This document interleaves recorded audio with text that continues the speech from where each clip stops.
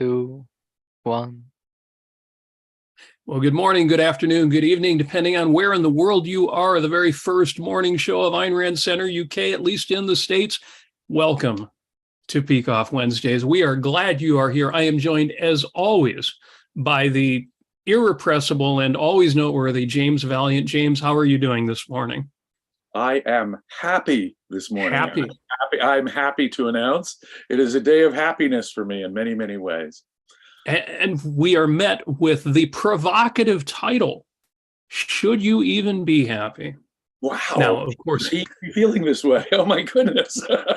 Our producer behind the scenes did this intentionally. Folks who joined us last Wednesday, you know, we talked about shoulds. We talked about imposing an expectation of an emotion. And of course, what the contradiction is in that we don't reach our emotions by acts of will. They are results, not choices.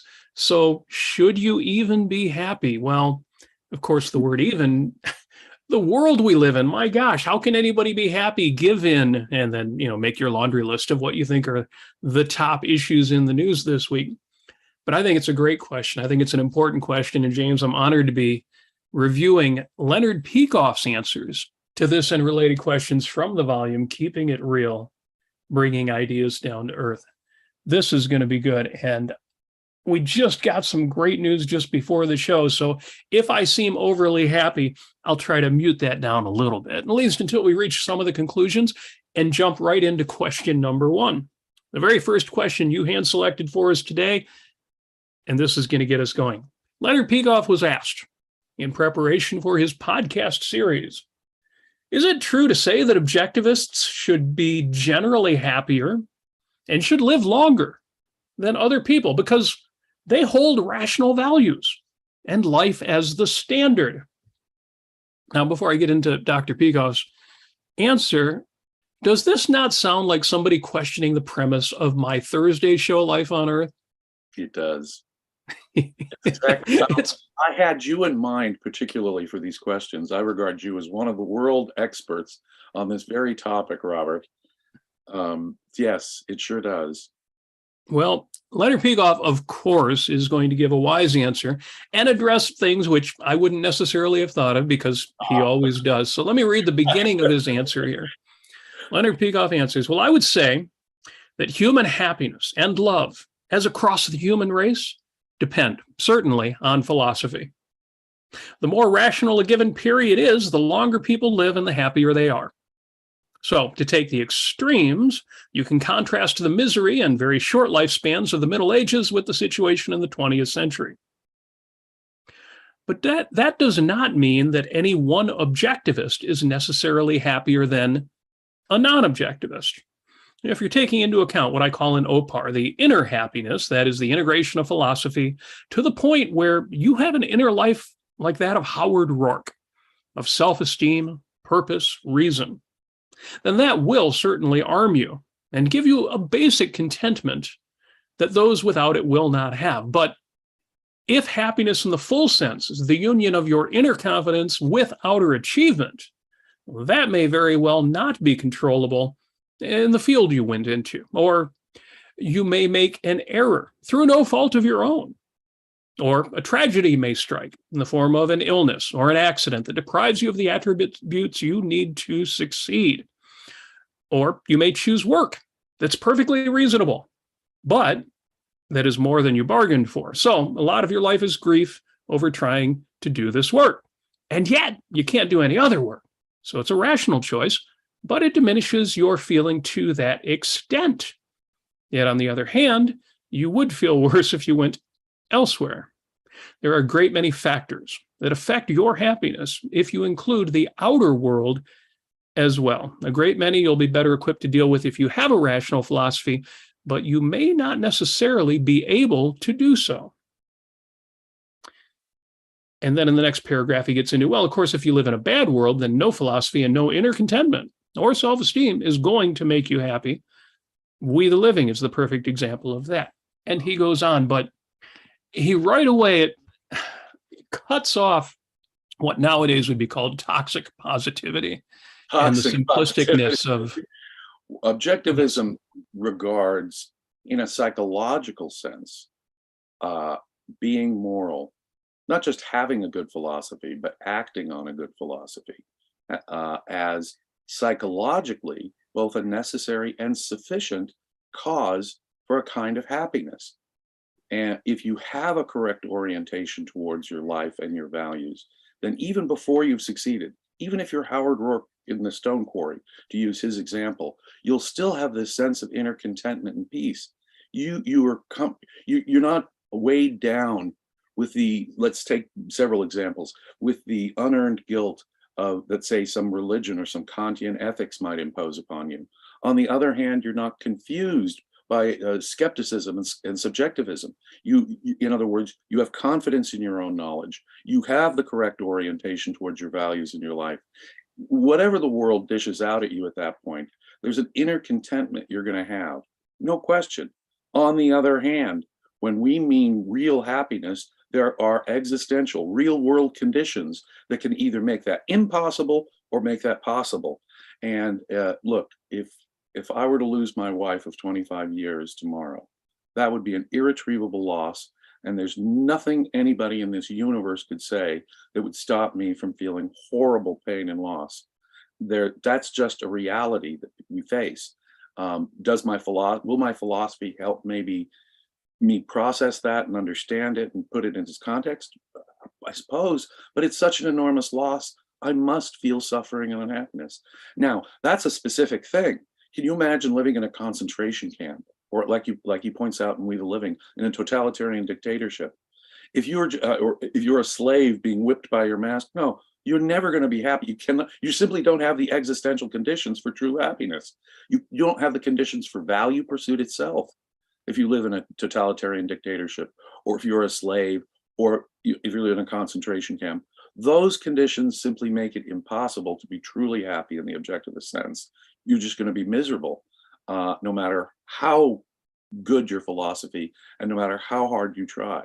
But all other things being equal, if you live in a free society, you should, this is the benevolent universe principle, you should be able to expect success. It's the normal condition of virtue is to gain your values. And that orientation, just knowing that, gives you the psychological precondition. You know, our friend Don Watkins has a wonderful phrase here. He says, happiness is not about the weather, it's about the climate. And there's something very profound there. So I've had a rough summer, for example, with a lot of grief and friends dying and so forth. It's been rough, but it is my orientation towards my values that got me through all that.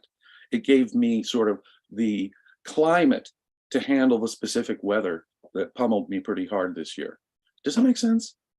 It does. And it brings to mind the old expression, climate is what you expect, weather is what you get. And yes, yeah. Imagine if the opposite was true, because sometimes people have that expectation that, no matter what, if you're rational, you should be happy. Imagine if that was true. If you could be insulated from value responses by having the right values, that would be the worst thing in the world. We are not Stoics. No. And you can't, like the Stoics, build a wall against yourself to protect yourself from suffering and expect to gain values. No, you've got to take the risk. You've got to get over the moat and the fortress. You've got to go exploring. You've got to go taking risks and reaching out. And because we're not afraid of dying, we want to achieve living. We want to achieve our values. We don't want to simply protect ourselves from disvalue like the Stoic. Yeah, absolutely. That is crucial. That is critical. And part of it is that experience. If we have, for example, a negative experience in romance early in life, that can turn us off to and make us gun shy, gives us a flinch response the next time we try. We've got to overcome that and keep taking those risks, because next time, all other things being equal, as I say, next time we still have a really good chance. So keep out there pursuing your values because of this value orientation. That's really sort of a precondition of succeeding your values and existential happiness. But it also gives you a sort of psychologically proper orientation so that the world can't hurt you and you can keep taking those risks, whatever pain the world dishes out at you. Howard Roark is a great example of just that. He's able to endure the suffering and get through it because of his reality orientation, his correct orientation to his values. Yes. Bonnie in the chat, by the way, says, what? You're telling us you got some amazingly happy news, but you're not going to tell us what it is. How can I concentrate? And it's funny because I did the thing I always say, never do that. I made my own mistake, which is never share if you're not willing to go the distance. I apologized for that, Bonnie. The Ayn Rand Institute just had an episode on privacy and the basis of privacy. I'd like to go a little further than they did with it because I don't know if they fully grounded it in that conversation, but they had a lot of good insights. And yeah, this is one of those privacy situations. I apologize for bringing it up. I felt only that I needed to justify our even greater enthusiasm this morning. But believe me, the topic is enough for that. So I couldn't resist it as a lead-in. I'm going to jump back to the Leonard Peikoff text because it's interesting. The question it asked, well, shouldn't we be happier? And we're going to talk about that all throughout this episode, but also, shouldn't we be longer lived? Because, we respect the facts of reality and reason, and so naturally we will live in a way that leads to greater health. And Leonard Peikoff says, as far as being long-lived, again, as I've indicated, it's generally true that people in rational countries and periods live longer, but longevity depends on a lot of factors over and above the philosophy that rules a country. It depends on diet and exercise and genes. The right philosophy will lead you to a better diet, exercise, and maybe even someday genetic engineering. But that doesn't mean we all have it right now, nor does it mean you're a bad objectivist if you don't consistently follow it. Now, that little bit there is tantalizing. If you don't consistently follow, here's where he goes. I don't know if it's true. And incidentally, side note, I've heard the same thing, and I believe it is true, but we'll see. I don't know if it's true, but they say that science has discovered that if you, in effect, starve yourself and take in 1/4 fewer calories, you'll live much longer. And naturally, the people who do that endure many negative side effects. I know of one guy in Texas who has to wear a heavy fur coat in the Texas summer because he's freezing all the time. In other words, he's slowed his metabolism to such a point. But he's going to live more years. End quote. Now, this has come up before in the context of the pleasure police, but also the integration of values. Should you, if you found out that you could live on stones, twigs, and water, eat grape nuts for breakfast every morning, I think that's what's in that cereal. Well, you could live much longer, but that's all you're allowed to eat. Well, there are great jokes on this line, right? Kale may extend your life for 10 years, but it's 10 years of misery. Yes. If all I'm eating is kale, why would I want to live 10 more years? Yeah. Or maybe you don't live longer. It's just so boring. It feels like forever. That's come up in discussions of should people smoke cigarettes? Right. Ooh, well, that's more of, that's a real challenge to integrate that one. There's a whole variety of risky behavior that actually can enhance our lives. And we're taking calculate. Let me give you just a classic example. Going to the moon for the first time was an enormously risky thing. People actually died on the ground here on Earth in experiments trying to get in space. People almost died in outer space. The famous Apollo 13 story. These people were taking a life and death calculated risk, but to achieve an enormous value. And longevity depends, when you were asking how long a life is, there's the classic line from Homer, right? Where Achilles, the hero of the Iliad, is given a choice by the gods, you see. He could have a short, glorious life where he would achieve all sorts of things and be remembered forever, or he could have a long, boring life and no one would ever remember him and he would never accomplish anything. He chose the short, achievement-filled life of glory. I'm not sure it's ever that clear a decision. We're never told by the fates of the gods which way it'll happen. What we're doing is we're actually taking a calculated risk to make our lives better, but it could end up shortening our lives, even though it was a rational, calculated risk to achieve the maximum. That's to be borne in mind here. It's not as though longevity is the goal. If I was to live, for example, 80 or 90 or 100 years in that concentration camp where we said happiness, true happiness, was impossible, would you? No, I'd rather, frankly, live 50 or 60 years of excitement and joy and romance and passionate value pursuit and then have, say, 90 years all in a concentration camp. Yes. Bringing up the astronauts is a great example. And, not just on the ground, but consider, we all know about Challenger. There have been missions where they simply blew up. Yeah. And people accept that risk, but there are other risky professions. Should you pick a profession where you never, walk up a flight of stairs? So yes, this is obviously not just about getting the maximum number of minutes in your life. Exactly correct. Now, it is true, since we hold human life as our standard of ethical values. It is true, all other things being equal, you will say, compare yourself to, say, one of these tortured ascetic mystics who are constantly depriving themselves in their body. I would expect them to have shorter lifespans, all other things being equal. But you don't know if you have some genetic illness. You could be hit by a bus tomorrow. That has nothing to do with your virtue. On the other hand, if you are mindful of your own life and in a principled way taking care of yourself in a basic way, all other things being equal, you should live longer. I would note that very, very many people who have been associated with Ayn Rand have lived into their 80s and 90s. And I find that to be no accident. You just say that. I find it enormously heartening that the man who wrote this book is still alive, still with us, even making the occasional annual appearance despite being retired from the field. So that is a good thing too. And because we're giving counterexamples, I wouldn't want anybody to walk away saying that, oh, they're recommending recklessness. No, we're recommending rational risk tolerance. No. If I were to try and be an astronaut, that would be absolute recklessness. Let me make it plain. It has to be a rational. First of all, there has to be a high value you're achieving, and there actually has to be a rational chance and means of your accomplishing it.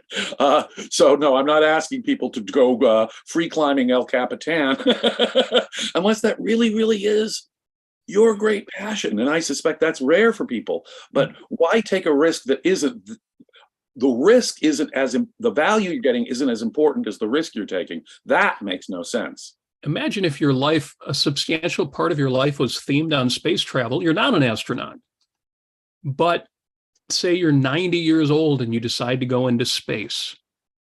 Would that be irrational? Well, ask William Shatner about that.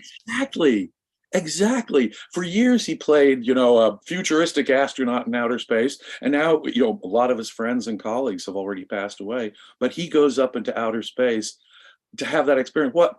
Come on. A dear friend of mine, his mother finally went skydiving in her late 80s. And you can understand sort of the different risk calculation that's going on. That sounded thrilling to me. But, I'm going to wait until the potential loss isn't so terrible. It makes perfect sense to me. Yes.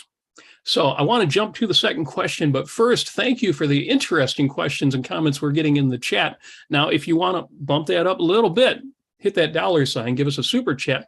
Any super chats that you put into the chat, not only will get more attention from James and from me, but will support the Ayn Rand Center UK. And if you do that, you will have our eternal gratitude, because the Ayn Rand Center UK is the channel of this show and so many other shows with outstanding content around. If you're not a member of the ARC UK yet, go to aynrandcenter.co.uk and click Become a Member at the top, or just follow the link in the chat. Our producer will put that in there for your convenience. But thank you. Thank you, everybody who's joining us now and, of course, joins us after the fact. And given all of these good people, and all of these examples we can give, I love the William Shatner story. Yeah. It might seem like the next question, well, maybe we should check the premise, but let's go right to the question, because Dr. Peikoff was asked, well, how do I stay happy in a miserable world? Well, I think imagining that this is a miserable world might be a little hyperbolic, but I get it. Absolutely get it. Well, there's plenty of bad news in the world. Yes. My gosh, it's not as though the news is normally filled with good stuff. When we hear about the economy, when we hear about crime, when we hear about, Russia invading Ukraine, that's not happy stuff. When we hear about students, for example, going to university and having to do ideological battle just to get, their ticket punched so they can go on to a career. There are all kinds of really horrible things going on in this world, and we can't shirk from an honest, direct awareness of them. So I have to say, there's a theme that you have, Robert, that I very much agree with. There's this Pollyannaism. It cannot be. Happiness does not consist of becoming an ostrich and putting your head in the sand and evading the truly bad news that the world so often is filled with. It can't be that. It must be, we have to find happiness despite many times. And in each one of our lives, though, there's going to be a certain degree of challenge and unhappiness. And we have to find a means by which we can cope with challenges. And frankly, philosophy is the means by which we can cope with challenges in life. It's being armed, in effect, with philosophy that sort of makes it possible. Daniel, I noticed that we've sort of lost Robert there. Yes, I'll message him. I understand. Well, I can continue, I think. Unfortunately, Robert was my place in the book on this. So Dr. Peikoff's answer is a gem.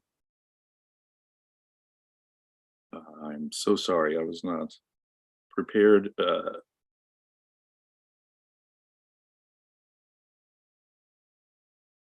Please give me a moment. It should be page 226. 226. Thank you very much.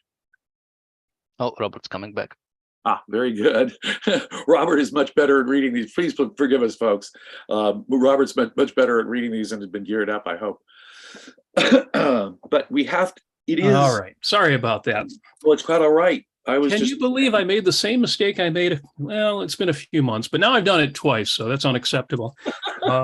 One of the machines that makes this possible is a laptop computer, and I forgot to put the charger on it. It's not on the charger, so now it is, and I will not leave you again. So sorry about that. I was just at the point that there are horrible things in life. There are challenges that we face. It's not like the news is good when I read the papers or look at TV. I hear it and read a bunch of bad news. And in personal lives, horrible things can happen. How do we cope with the suffering and problems of the world? And I was just about to read folks looking up Dr. Peikoff's answer. What is his answer? And what I appreciate about his answer is he will, throughout the several questions you mentioned, bring up Howard Roark, which I think is a great idea. He says, of course, the best policy is to be neither depressed nor angry, but self-sufficient in exactly the way Howard Roark is portrayed in The Fountainhead. But even before that, and getting back to our episode from last week, the idea of emotional shoulds and feeling I should do this or I shouldn't feel this. He says, first of all, I don't quite equate depression with anger. Now, depression comes from giving up. You feel that you can't do anything, your values are lost, so what's the point? And you can feel that way temporarily. But I think anger is a much better emotion to feel, because the idea of anger is that, well, this is intolerable and must be wiped out. In a way, it's the opposite of depression.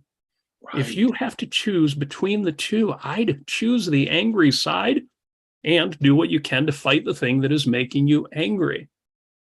So again, if you're feeling anger or any particular emotion, the reaction isn't, it's bad to feel that emotion. That's a bad emotion to have. You may find out you don't have good reasons to feel the emotion, but what you address is not the emotion, but the reasons. Yeah. Wait a minute. If you experience a significant loss and you're depressed, that's perfectly natural. Don't beat yourself up for that. You've just experienced a loss. And if it's an irretrievable loss, some depression is going to hit you and happen. There's going to be suffering there. On the other hand, philosophy is what arms us on the other side to turn a situation that might otherwise be simply depressing into a situation where we can do something about it. And if it's a situation where we can do something about it, even if it's just on the level of ideas, then the correct response is anger at this injustice. If it's a human-caused thing, if it's a human-caused, man-made bad thing, we get angry at it, and anger is a perfectly healthy response to injustice. And all the man-made evils in this world boil down to some kind of injustice, generally speaking. Sure, people make innocent mistakes, but the effect of those innocent mistakes is minuscule compared to the effect of mistakes that people could know better on doing. And if we have the correct philosophy, then we know to feel this righteous sense of anger. And this is where philosophy really helps us. It gives us a good clarity on that righteous sense of anger. We can reduce to philosophical, ethical principles, all the way down to A as A. We can reduce the injustice to a firm understanding so we can feel anger. And I'll go even further. We can even feel disgust and hatred with perfect and pure, guiltless hatred and anger. Because if there is a Hitler in this world, hatred is the correct response. If there is injustice in this world, anger is the correct response. Get pissed off. Yeah, injustice calls for it. And it's not just an emotional release valve, it's the correct affect. Yes, and the point is made in Objectivism that you cannot love anything without hating just as much that which seeks to destroy that which you love. I couldn't say it better. Yes. So real quick, the Howard Roark point that, because we'll come back to this, Leonard Peikoff says, of course, the best policy is to be neither depressed nor angry, but self-sufficient in exactly the way Howard Roark is portrayed in The Fountainhead. On a scale not involving the corruption of the whole world or the whole country, he is someone who meets obstacle after obstacle, failure after failure, the destruction and defeat of his values. But he doesn't become depressed or angry because he's too selfish. He's too wrapped up in himself and his work. If he wanted a crusade, which he very well could, but that wasn't relevant to the novel, he would do it. Yeah, in a way, he kind of does that in his courtroom speech. Right. But then he would be involved in what he's doing, and his essential attitude would be, well, I live my life, including fighting my intellectual battles as part of my life. I won't let the corruption all around me get to me and make me essentially a depressed or angry person. And Leonard Peikoff goes on, God knows that's hard to do. But if you can do it, even partly, you are able to combine commitment to fighting the world with being living in your own world. Obviously, I don't mean psychologically. Just to stop the quote there for a moment, he's not arguing for alienation or a separation of the inner and the outer.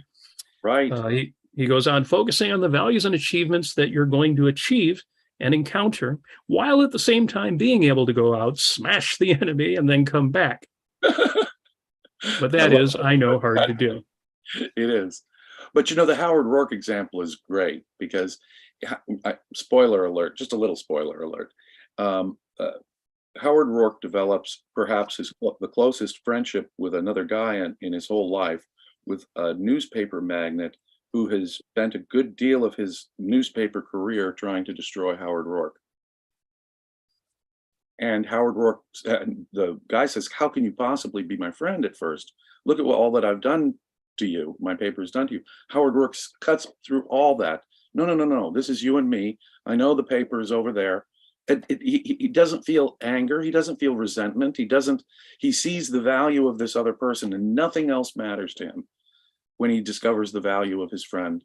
And wow, it's true. It seems psychologically unbelievable in one sense, but that's the kind of thing, that's the kind of security that a good philosophy and a good orientation towards your values makes possible.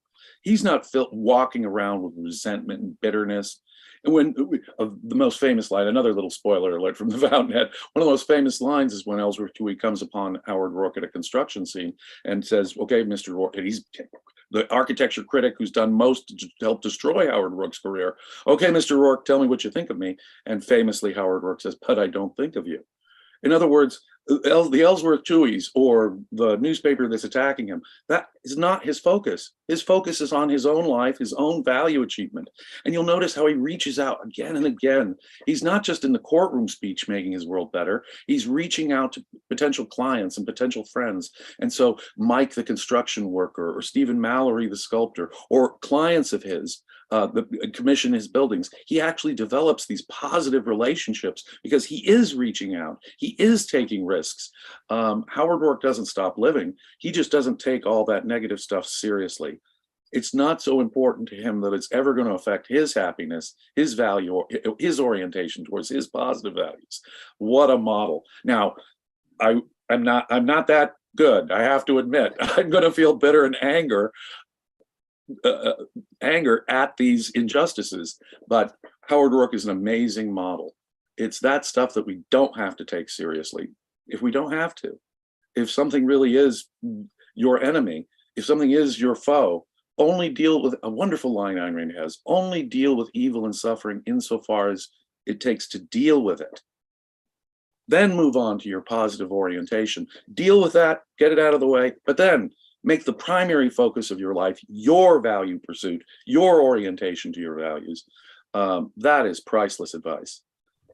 Yeah, and there's an important lesson there about a hierarchy of values. You mentioned Howard Roark's relationship with Gail Wynand, and it could be a little bit spoilery, but not too much so. And the plot is rich enough that.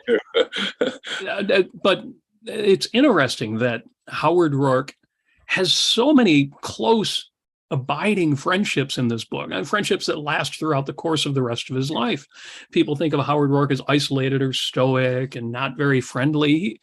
He's enormously friendly. He's deeply loyal. He values his friends, and he understands that hierarchy. It doesn't take anything away from his friendship with Sean Xavier Donegan, with Mike, that he has even more of a kinship with Stephen Mallory. Right. Or even more of a kinship with Henry Cameron. Right. But there's a hierarchy there. And so when he talks to Gail Wynand, and Gail Wynand is expecting Howard Roark to give up on him, and Howard Roark is telling Gail Wynand, whatever you do, don't give up your fight, not for my sake, but for your own sake. And he says, I couldn't say this to Stephen Mallory, but I'm saying it to you. I couldn't say this to Henry Cameron, but I'm saying it to you. You know, this was the person above anybody else, save one person, who he loves more than anybody else in the world. And he knows that, and he's willing to live it. And he will let everything lesser go in order to stand up for his values. He does eventually, of course, have to fight for that one person who does matter more. Oh, I'm speechless. You put it so beautifully, Robert. Well, back to anger, because I want to read our third question here real quick. Can't anger be a good response if it is self-assertive, an emotional reaction to an injustice? And Leonard Peikoff answers, well, I didn't intend to say that anger is always wrong. I don't know what I could have said that led to that. Anger is a response, not only to an injustice, but to an evil of some kind. Assuming you have rationally defined evil, anger can be absolutely a reaction to an evil, perfectly legitimate and a perfectly valid reaction. For instance, take the scene in The Fountainhead. I love that we're going back to The Fountainhead so much in this episode. Yeah. Take the scene in The Fountainhead where Roark goes to Mallory's room for the first time. And he sees all the quiche sculptures that Mallory has been forced to do. And he picks one up and smashes it against the wall, murderously angry. You couldn't live if you couldn't feel anger, especially in today's world. But there's another kind of anger, and that would be, for instance, Jim Taggart's anger at Cheryl or at Dagny, where he resents their virtue and is angry in a negative, hostile, destructive, nihilist way. So you can't say anger per se, but certainly if the values involved are rational, there are many cases where you can get angry. The commonest cases are maybe where you have expected X from a dear friend, and they delivered non-X. And you're just enraged that that could happen. Sometimes there's a good explanation, and sometimes there isn't. But anger is entirely natural. So again, we get back to, unquote, Dr. Peikoff, we shouldn't be repressing our emotions or even judging our emotions. Rather, we should be judging the thoughts that lead to them, the actions that led to them. And even then, I wouldn't be too quick to judgment. First, understand. Right, and right. then judge, but let yourself feel it. The anger itself is morally neutral, whatever its cause. The anger itself is morally neutral, whatever its cause. Now, it's true, we should do some introspection. Is your anger because there's a real evil in the world that you're reacting to? Or is your anger at some perceived evil that really is your resentment of the good, as in the James Taggart case? Now, the anger is the anger, but I would do some introspection. Is your anger rooted in James Taggart resentment of the good for being the good? or is your anger rooted in a real evil in this world? And now the anger, as I say, is morally neutral, but it is worth, and the only way we can figure this out is by introspection. Where is my anger coming from? Is it coming from a genuine evil, or is it coming from some kind of resentment or envy or hatred of the good? That's the key. Yes. I love this comment from Bonnie in the chat. She says, well, I was looking for the happiness section in Keeping It Real, starts at page 226, and that's what we're talking about today. And she says, and on the way, skimmed the next to last section, Objectivism and Objectivists, which we've talked about on this show. She says, it looks fantastic. I had no idea such gems were here. It's one of the reasons why I'm glad we're spending a long time on this book, because they're gems. And a lot of them are in the source material. You could read OPAR, you could go through the lecture courses, you could do the Sunday morning sessions with James Valliant, and you would get enormous benefit. Although to do those, you do need to be a member of the Ayn Rand Center UK. Click that link at the top there. But yes, gems, just gems, and in at least a form in which they're not presented in the other nonfiction. That is absolutely true. There's such great advice here about living philosophy, and that's what makes this project so exciting to me. And if I could just say, on Sunday, if you are a paid subscriber to the Ayn Rand Center UK, we'll be having particular fun this Sunday. We're doing my 30 years with Ayn Rand. Before we turn to, Rosie and I have finally decided what the course is going to be, objective communication next. But before we start in on that, we're going to have some fun and talk about Ayn Rand herself and Leonard Peikoff's My 30 Years with Ayn Rand. Please, you can participate in the discussion. Just become a paid subscriber, and subscriptions start at very low prices. Become a paid subscriber, and you can participate in these really, I think, edifying discussions we have on Sunday about Leonard Peikoff's work. So please do consider joining. Outstanding. And you now have two ways to participate in these. If you want to be in on the Zoom call, if you want to talk, if you want to fully participate, yes, become a member of the Ayn Rand Center UK. But many of these sessions are also live streamed on YouTube, privately only to members of the YouTube. So on the YouTube channel, Ayn Rand Center UK, you see in the chat there, you see most of the folks have a little extra star by their comments. It's because we are all members on the YouTube channel as well. So please do that. You get access to a few other perks as well, recordings of things that were done in the past that are only on the private YouTube channel, and also some fun emoticons. You see some of those in the comments as well. We have great fun with that. So yes, two opportunities there, a very small charge to be part of the Ayn Rand Center UK YouTube channel, as well as being part of the Ayn Rand Center UK. Now, in discussing emotions, in discussing some of these topics that might be a surprise to newcomers to the philosophy, we talk about 7 virtues, and we've all got them memorized: rationality and honesty and integrity and productiveness and pride and independence.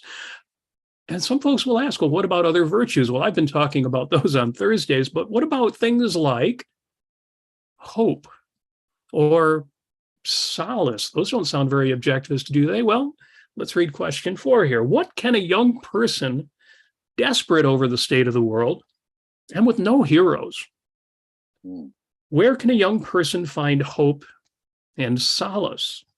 Of course, you knew, James, when you picked that question, that I was going to love this. And Leonard Peikoff starts his answer this way. Well, here is one that I very much want to answer. It's from a youngster who is in great pain and who is desperate over the state of the world, and says at one point, I have no idea where to turn. It's a question that different people ask in different ways. I think you have to start by saying you find it primarily only in yourself, not in heroes, well, perhaps heroes in art, but not heroes in life. No matter how bad the world, as long as we're not enslaved totally, you can still choose some kind of creative work, and you can still find love. If Ayn Rand could do it, you can too. It's not common, it's not easy, but it's possible. And today you have computers to help you out. I have to stop right there and quote Bethany Hamilton, who is a professional surfer, who lost one arm in a shark attack, and is still a professional surfer. And I love the quote from her in which she says, I don't need easy, I just need possible. Oh man, is that an inspirational quote? Wow. Yes. Yeah. Yeah. It really has to come from inside ourselves. What do we mean by hope? You know, the only source of any real hope has to come from ourselves. If we mean by hope, we're just sitting around and praying and hoping. That there's no virtue to that, in my view. That's just fantasy in effect. Has no more significance than say over worrying about something. You know, whether you're the quote optimist or whether you're the quote pessimist, if you're just sitting around on your hands and not doing anything about it, there's no virtue to that. If, however, from your sense of self, you have this Howard Roark attitude, you'll have this sense of possibility, and that'll keep you going. But it's got to come from inside. Boy, what a great answer. Yes. Now, Leonard Peikoff will get controversial here. We could probably have a whole episode on the definition of the word hope, Right. but certainly a lot of people use it the wrong way, and we'll get into this. Because Leonard Peikoff says, you say you want to find hope and solace. Well, hope is improper. Hope means you really want something, but you're waiting for somebody to bring it along. If that's what you mean by hope. Yeah. Yeah. It's a passive emotion. Right. Assuming you don't have a terminal illness, you're too young to despair. Remember, this was a young person who asked him this question. He says, I grant you that to be all alone is a difficult plight, but I think there are enough ways to find others, like objectivist groups or reasonable friends, where you can live to some extent in the kind of world that would make you feel less alienated from everybody. You have to remember that it's not true that everybody is either a hero or a villain. Most people have good elements and bad elements. You get through life and even enjoy other people to the extent that you focus your relationship on what's good about them and keep away as far as possible from what's bad. I also think that you'd feel somewhat better about the world if you start actively fighting to improve it, rather than feeling I'm waiting for solace. And to stop for a moment there. See, this is the problem with most of the time when people use concepts like hope and solace. It is passive. Like I say, they're sitting on their hands. Hope implies no more than an internal wish. It doesn't imply that you're acting on it or even believe you can act on it. And that's really the stuff that is, if you want to use the word solace properly, the only real solace is my understanding that I can do something about it. What can I do about it? Frankly, if your solace is simply, oh, well, comfort me because, you know, this is just a hopeless situation. Of course, this is the formula for misery. That's not a happy person who's sitting around hoping and praying. The happy person is not sitting around hoping and praying. They're figuring out what they can do and they're starting to do it.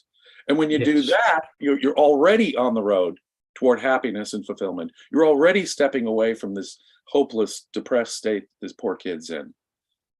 Yes. The way I put it is hope without action implies helplessness and, ironically, hopelessness. Exactly. If all you have is prayer, it's a kind of, I've given up.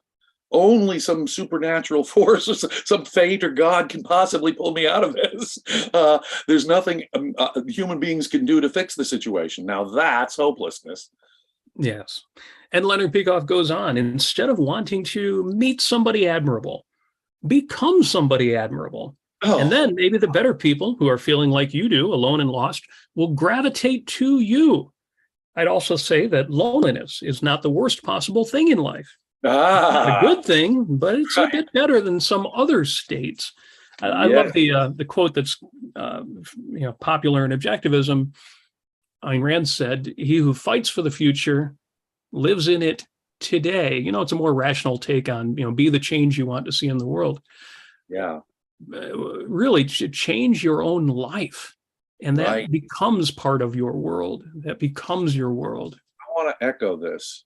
You know, the more I concentrated on improving my own soul and being the best person I could be, I was astonished at how it became that process itself became a magnet for virtue. Suddenly, people who are not sharing that orientation, people who are not sharing the same kind of passion for life and rationality and value orientation that I have, were repelled by me, repelled by my attitude. And those who were virtuous were sort of like a magnet drawn to me. And it's funny, it really is. You draw it, and it's no accident. It's simply the law of cause and effect. People are going to notice that and admire that and respond to that. And those are the virtuous people that you want to include in your life. Those who don't respond to that and are repelled by that are people you want to avoid. And to that extent, and like Peikoff says, most people are mixed bags. To the extent they are virtuous, they will respond to your virtue. To the extent they are not virtuous, they'll have a negative response to your virtue. And that in itself is kind of a filter and a natural cause. It's not magical karma. Virtue does not produce happiness by some mystical karma. It is the simple law of cause and effect. The moral is the practical, is the happy. The preconditions and the causes of happiness are in fact the practicality of being morally principled and having a correct orientation towards your values.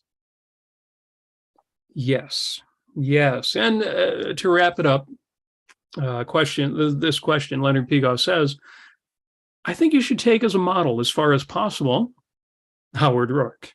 He is not disgusted by the world. He ignores it. He pursues his goal. He doesn't look at each person and say, I can't stand this person. He's concerned with himself, his goals, his creativity. If, however, you focus to that extent on other people and their character and what they're doing wrong, and make that the determiner of your life, you're literally being an altruist. You're putting the behavior of others above your own life qualities and requirements. It's hard to be an individualist and to find yourself alone in the world as it is.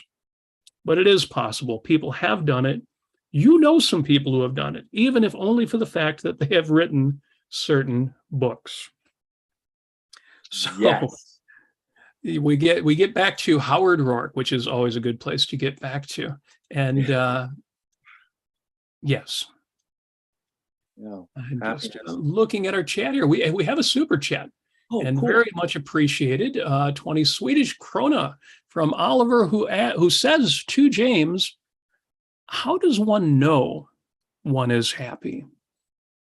Wow. A very interesting question. It is an emotion hits us. It's not it requires introspection even to know what we're feeling, or much less why we're feeling. If I feel a warm happiness, that's not going to tell me the full nature of that emotion. I have to check it out. I have to, there's a great psychologist who once had a great rule in life. When you have an emotion, translate it into language. What is this emotion saying to me? If I'm feeling, say, anger at something, what is this? I'm just feeling anger. Well, identify what is the object of the anger. What is the value that's under threat that causes you to feel this? And that requires introspection. So, yeah, I feel pleasant. I feel really satisfied. And I just get this warm glow. That is a good thing, but you have to do some introspection. How deep is this? How widespread is this? Why am I feeling this now? And when you do that, then you can distinguish, say, a momentary pleasure from, say, a bite of tasty food, or a pleasant sunset, or a piece of, just this one piece of music, from your overall feeling of happiness. Right now, for example, in my life, I'm feeling a spreading happiness currently in my life, and there's no one object to it. There's so many things that are making me feel happy right now that I can't quite put my finger on the one thing, but I do know one thing. All of these values that I've worked hard to achieve are now ka-ching coming through, and that's starting to add up. And so I feel this by introspecting, I realize the pleasant glow that I'm feeling has to do with all kinds of things. And yeah, it's connecting to an even deeper thing, my value orientation to life. And when I see that total integration through introspection, I'm confident that what I'm experiencing is happiness. Now, I'm not denying that even that first glow can be different than, say, the glow of just a pleasure from eating a bite of tasty food. Yeah, the happiness glow, it feels different even from the outset. There's something much bigger, more profound. I can feel it affecting my entire day and life and everything that I bring it to every situation in my day. And so there must be something much deeper here, much more like the happiness we're talking about, as opposed to say a momentary pleasure or momentary joy. That you can probably distinguish right away, but you really can't know what's going on until you do some introspection. How deep does this go, and why am I feeling it? Yeah. Happiness is in a way, despite being an emotion and being immediate and visceral, it's a higher level of state. In introducing the topic, happiness, Leonard Peikoff says that just as the body has the pleasure, pain sensations to protect it, consciousness has two emotions, joy and suffering, as a barometer of the same alternative. And so we have the lowest level of pleasure or pain, and then we have the next level up of joy or suffering. And then he says this brings us to happiness, which is a fundamental and enduring form of joy. And then he gives Ayn Rand's statement about happiness, because we're asking, well, how do you know when you're happy? And Ayn Rand wrote, happiness is a state of non-contradictory joy, a joy without penalty or guilt, a joy that does not clash with any of your values and does not work for your own destruction, not the joy of escaping your mind, but of using your mind's fullest power, not the joy of faking reality, but of achieving values that are real, not the joy of a drunkard, but of a producer. So, yeah, knowing you're happy in the moment, well, you can, if you're honest about your own feelings, if you're willing to feel what you feel, you can feel that. But experiencing the state of happiness described in Objectivism, then I would want to examine, yes, what are my day-to-day pleasures? What's my persistent level of joy? And then is that adding up to happiness? When you work for 30, let me put it this way. I worked for 30 years on writing a book. And when it finally happened, I can tell you I felt all this tension and anticipation and worry and positive feelings and good feelings as I'm going up to it. But when it happens, I don't know, that book arrived. My book that I've been working on for so much of my life arrives, and I'm holding it in my hand. I feel a kind of elation that I've never, ever, ever felt in my life. I knew just from the sensation that this was a kind of joy and happiness that's unique, a metaphysical experience, a kind of joy that says, this is what life is all about. This is what makes life worth living. This is what it was all about. And so even before I'd done any introspection, I knew this was an elation of a higher kind that I'd ever experienced before. But it was only looking back and understanding that this was the concrete that made visible and emotionally real to me all of that work and effort and thought and planning and preparation and fretting and so forth that I put into all this. I knew from the outset this was a special kind of joy. On the other hand, it took introspection to really appreciate and to feel all the aspects of that joy. I let myself just wallow in that joy and remember all that I did to make that possible, all the hard work and late nights and all that. Suddenly, ka-ching. Nothing like that in the whole wide world. There really isn't. Yes. So happiness in the moment, you experience that directly. Happiness as the result of achieving your values, well, you're going to look more over the long range, and not just in time, but over the fullest context of your values. Right. Leonard Peikoff was asked that. He said, well, isn't in a Q&A, isn't the objectivist idea of success and happiness going over the long term? And Leonard Peikoff said, no, you can't achieve happiness even in the short range by vice, by contradictions. And he made the point that it's not just about the long range over time, it's about the full context. Yes, and even before I'd gotten that book in my hand, at every year of my life up to those 30 years, I was in a different position. I was generally happy because I was doing what I wanted to do. I was aiming for my value. I knew all other things being equal, I could do it. That gave me a positive attitude toward life. So I would say in the broadest sense, I was happy the whole time. But in achieving that value, by finally getting that, I'm achieving a kind of emotional joy, which is incomparable to anything else. That's the only way I have of putting it. We have more super chat. Kindred Amy is in for $1.99, sends a little love our way. Apollo Zeus with £2 sends a heart. So there's some love there. And finally, Johnny Ruiz is in for $20 large. He says, I keep missing your live broadcasts due to my work schedule, but I am getting them on Spotify. Here's my support. Johnny, thank you for your support. Thank you, Johnny. Yeah, it's so cool. You can get Robert Nasir on Spotify now, folks. For all of us who use Spotify, what a wonderful thing. Congratulations to all of us. Robert. I have to say, too, I was thinking about this because the early episodes of Life on Earth are being added to the podcast distribution system, Spotify podcasts, Apple podcasts, wherever you take in your podcasts. Right. So I have to say that one of the very first shows I did was called Pollyanna in the Paperless Office. Where's my flying car? People sometimes think that I don't address, reasons for pessimism and the challenges of life.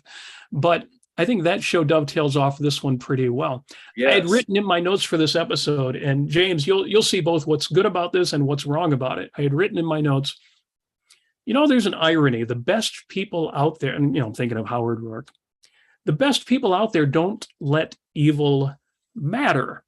While those of us who are still striving or maybe still mixed in our philosophies, we are the ones who are outraged. Boy, that's so true.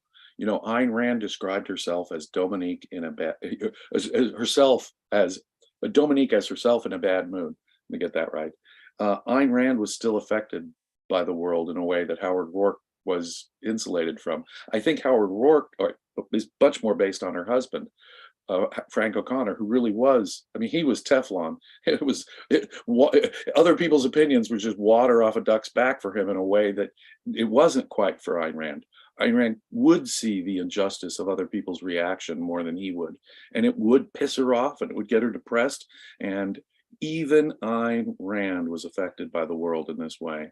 So if she was, we can get angry and depressed sometimes. It's perfectly normal, nor does it mean that you're not overall a happy person. Emotion, there are, connected to last week, there are no emotional shoulds. There are reasons why people feel angry and depressed. It's not fun.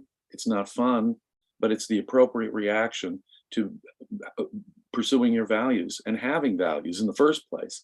But if you do have the correct orientation towards reality and your values, then overall, you're going to bring a climate of happiness no matter what the weather you're facing. Outstanding. I think one of the challenges for Ayn Rand is she understood the Howard Roark perspective because she created it, or at least created the character that exemplified it. Right. But she was as much a John Galt.